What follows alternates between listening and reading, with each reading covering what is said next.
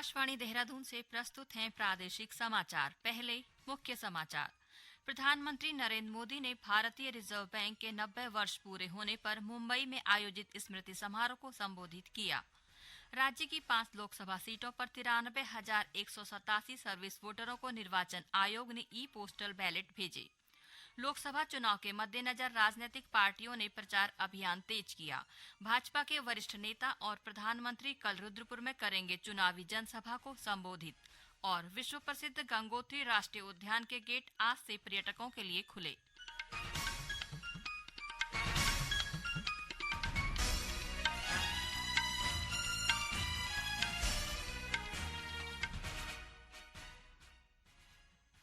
नमस्कार, दोपहर समाचारों के साथ मैं नीता कांडपाल। और अब समाचार विस्तार से। प्रधानमंत्री नरेंद्र मोदी ने कहा है कि भारतीय बैंकिंग क्षेत्र का परिवर्तन एक केस स्टडी है। उन्होंने कहा, सरकार ने पीएसयू बैंकों के पुनरुद्धार के लिए उसमें 3.5 लाख करोड़ रुपए की पूंजी डाली। श्री मोदी मुंबई में भारतीय रिजर्व बैंक के 90 वर्ष पूरे होने के स्मृति समारोह को संबोधित कर रहे थे। प्रधानमंत्री मोदी ने कहा, देश की जीडीपी मौद्रिक और राजकोषीय नीतियों के बीच समन्वय पर निर्भर है। उन्होंने कहा, आरबीआई दुनिया में अपनी व्यावसायिकता और प्रतिबद्धता के लिए जाना जाता है। प्रधानमंत्री ने जोर देकर कहा कि यह दशक विकसित भारत को प्राप्त करने के लिए महत्वपूर्ण है। इस अवसर पर आरबीआई गवर्नर शक्तिकांत दास ने कहा कि एक संस्था के रूप में रिजर्व बैंक का विकास भारतीय अर्थव्यवस्था के विकास के साथ निकटता से जुड़ा हुआ है। भारतीय रिजर्व बैंक आरबीआई ने 1 अप्रैल 1935 को अपना परिचालन शुरू किया था। उत्तराखंड की सभी 5 लोकसभा सीटों पर चुनाव के लिए तैयारियां जोरों पर हैं। निर्वाचन आयोग प्रदेश भर में सुगम चुनाव कराने के लिए प्रयास कर रहा है। अपर मुख्य निर्वाचन अधिकारी विजय कुमार जोगदंडे ने बताया कि लोकसभा चुनाव के लिए राज्य में 93,187 सर्विस वोटर हैं। उन्होंने बताया कि सभी सर्विस वोटर को ई पोस्टल बैलेट भेज दिए गए हैं। उत्तराखंड राज्य में 5 लोकसभा सीटों पर आगामी लोकसभा निर्वाचन के दौरान 93,187 सर्विस वोटर्स चिन्हित किए गए हैं। ये सभी सर्विस वोटर्स को हम लोगों ने जैसे ही विड्रॉल का समय समाप्त हो जाता है उसके 24 घंटे के भीतर इनको ई पोस्टल बैलेट इलेक्ट्रॉनिक माध्यम से इनको प्रेषित किया जाता है, ट्रांसमिट किया जाता है। ये संपूर्ण प्रक्रिया हमने पूर्ण कर लिया है। इस लोकसभा निर्वाचन में हमारा पूरा प्रयास इस बात पर है कि ये सभी 93,187 सर्विस वोटर्स को जो हमने पोस्टल बैलेट हमने इलेक्ट्रॉनिक माध्यम से जारी किए हैं, ये सभी सर्विस वोटर्स अपने मताधिकार का प्रयोग करें और 100% पोस्टल बैलेट हमको प्राप्त होने में सफलता हासिल हो सके। जितने पोस्टल बैलेट हमको डाक से प्राप्त होंगे उनकी गणना काउंटिंग के दिन हम कर सकते हैं। 8 बजे के पश्चात जो भी डाक देर से प्राप्त होगा उसकी काउंटिंग में गणना में उसका प्रयोग नहीं कर सकते हैं। इसीलिए इस बात का सभी को ध्यान रखना है कि समय से अपना पोस्टल बैलेट को प्रेषित करना सुनिश्चित किया जाए। लोकसभा चुनाव को सफल बनाने के लिए अल्मोड़ा संसदीय क्षेत्र के 4,176 मतदान कर्मियों को दूसरे चरण का प्रशिक्षण दिया जाएगा। जिला निर्वाचन अधिकारी विनीत तोमर ने कहा कि प्रशिक्षण के दौरान मतदान कर्मियों को निर्वाचन की बारीकियां बताई जाएंगी। उन्होंने बताया कि 3 अप्रैल को सल्ट विधानसभा क्षेत्र और पिंक बूथ में तैनात 376 कार्मिकों को ईवीएम का प्रशिक्षण सोबन सिंह जीना विश्वविद्यालय में दिया जाएगा, जबकि द्वाराहाट विधानसभा में तैनात 328 कार्मिकों को उदय शंकर नाट्य अकादमी फलसीमा में प्रशिक्षण दिया जाएगा। अल्मोड़ा लोकसभा सीट के चुनाव के लिए बनाए गए स्ट्रांग रूम सीसीटीवी से लैस रहेंगे। इनमें कड़ी सुरक्षा व्यवस्था रहेगी। जिला निर्वाचन अधिकारी विनीत तोमर ने कहा कि सल्ट, द्वाराहाट और रानीखेत विधानसभा क्षेत्रों के लिए द्वाराहाट में स्थापित स्ट्रांग रूम से पोलिंग पार्टियां रवाना होंगी। उन्होंने नोडल अधिकारियों को मतदान कर्मियों के ठहरने, वाहनों के रुकने सहित अन्य व्यवस्थाओं का समय से पूरा करने के निर्देश दिए हैं। हरिद्वार के नोडल अधिकारी व्यय व मुख्य कोषाधिकारी रोमिल चौधरी ने हरिद्वार संसदीय क्षेत्र से चुनाव लड़ रहे उम्मीदवारों और प्रतिनिधियों के साथ बैठक की। इस दौरान उन्होंने सभी से पेड व फेक न्यूज प्रसारित करने से बचने को कहा। उन्होंने सभी उम्मीदवारों को अपने हर दिन के खर्च का लेखा जोखा नियम के अनुसार अंकित करने को भी कहा है। लोकसभा चुनाव में मताधिकार के प्रति जनता को जागरूक करने के लिए चमोली जिले में खेल विभाग ने फुटबॉल प्रतियोगिता का आयोजन किया। प्रतियोगिता में 6 टीमों ने हिस्सा लिया। इस दौरान दर्शकों को अधिक से अधिक मतदान करने की अपील की गई। ये समाचार आकाशवाणी के देहरादून केंद्र से प्रसारित किए जा रहे हैं।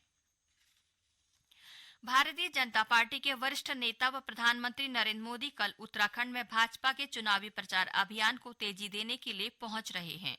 उनका उधम सिंह नगर के रुद्रपुर में भाजपा के समर्थन में एक रैली को संबोधित करने का कार्यक्रम है। कांग्रेस प्रदेश अध्यक्ष करण माहरा ने प्रधानमंत्री के उत्तराखंड चुनावी दौरे पर सवाल करते हुए कहा कि पिछले लोकसभा चुनाव के दौरान भी प्रधानमंत्री ने प्रदेश की जनता से अनेक वायदे किए थे और जनता ने उन पर विश्वास जताते हुए राज्य के 5 लोकसभा क्षेत्रों से उनकी पार्टी के उम्मीदवारों को जिताकर भेजा था, लेकिन जनता को किए गए वे सभी वायदे पूरे नहीं हुए।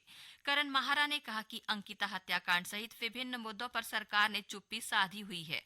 इस पर प्रदेश भाजपा मीडिया प्रभारी मनवीर सिंह चौहान ने कहा कि अब तक तुष्टीकरण की राजनीति करती रही कांग्रेस दाव उल्टा पड़ने पर अब ध्रुवीकरण की राजनीति कर रही है। उन्होंने कहा कि राज्य की बेटी अंकिता के नाम पर राजनीति कर रही कांग्रेस को जनता उसकी तथाकथित यात्राओं में आईना दिखा चुकी है। उन्होंने कहा कि प्रधानमंत्री के कार्यकाल में उत्तराखंड में विकास के सभी कार्य जनता के समक्ष में हैं। श्री चौहान ने कहा कि जनता का प्रधानमंत्री में भरोसा पहले से अधिक बढ़ा है और सरकार ने जनता की अपेक्षाओं पर खरा उतरकर इसे साबित भी किया है। उत्तरकाशी जिले में स्थित विश्व प्रसिद्ध गंगोत्री नेशनल पार्क के गेट आज से पर्यटकों के लिए खोल दिए गए हैं। इससे पर्यटक अब तक गर्तगाली, नेलांग और गोमुख तपोवन की सैर कर सकेंगे। हालांकि गंगोत्री और गोमुख के बीच कई स्थानों पर बड़े हिमखंड होने की वजह से आवाजाही काफी कठिन है और केवल पर्वतारोही पर्यटकों को ही गोमुख तपोवन जाने की अनुमति दी जाएगी। गौरतलब है कि 1553 वर्ग किलोमीटर क्षेत्र में फैले गंगोत्री नेशनल पार्क विशेषकर हिम तेंदुओं के लिए पहचाना जाता है। इस पार्क में भूरा भालू, काला भालू, भरल, अगराली भेड़, लाल लोमड़ी सहित कई अन्य वन्य जीव पाए जाते हैं। गर्मियों की शुरुआत के साथ ही राज्य के विभिन्न पर्यटन स्थलों पर पर्यटकों की भीड़ उमड़ने लगी है। देहरादून स्थित लच्छीवाला नेचर पार्क में भी पर्यटकों की आवाजाही बढ़ने लगी है। रविवार को 1500 से अधिक पर्यटक नेचर पार्क पहुंचे। नेचर पार्क के प्रभारी अंकित सिंह ने बताया कि स्कूल में परीक्षाएं संपन्न होने के बाद अब लोग परिवार के साथ लच्छीवाला नेचर पार्क पहुंचने लगे हैं। साथ ही बाहरी पर्यटक भी पार्क पहुंच रहे हैं। उन्होंने बताया कि नेचर पार्क में अब पर्यटकों की संख्या और अधिक बढ़ने की उम्मीद है। देहरादून के ऐतिहासिक श्री झंडे मेले के आरोहण के तीसरे दिन आज परंपरा के अनुसार नगर परिक्रमा का आयोजन किया गया। श्री दरबार साहिब के महंत देवेंद्र दास महाराज की अगुवाई में संगतों ने नगर की परिक्रमा की। नगर परिक्रमा में 25,000 से अधिक संगत शामिल हुई। कुमाऊं विश्वविद्यालय ने परीक्षा शुल्क जमा न कर पाने वाले स्नातक वार्षिक पद्धति के तहत बीए, बीएससी और बीकॉम के मुख्य तथा पूर्व विद्यार्थी अपना प्रवेश सत्यापित होने की स्थिति में आज से शुरू होने वाली परीक्षाएं दे सकेंगे। विश्वविद्यालय ने सभी संबद्ध परिसरों, महाविद्यालयों और संस्थानों के निदेशकों व प्राचार्यों को इसके निर्देश जारी कर दिए हैं।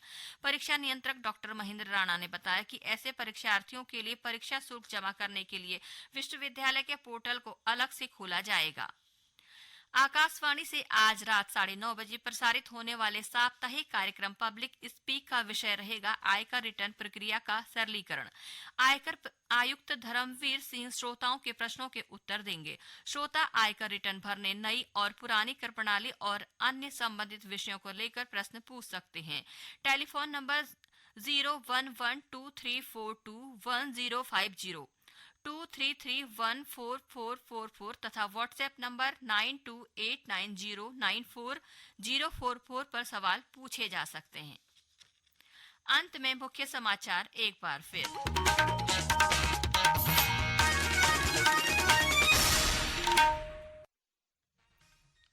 प्रधानमंत्री नरेंद्र मोदी ने भारतीय रिजर्व बैंक के 90 वर्ष पूरे होने पर मुंबई में आयोजित स्मृति समारोह को संबोधित किया।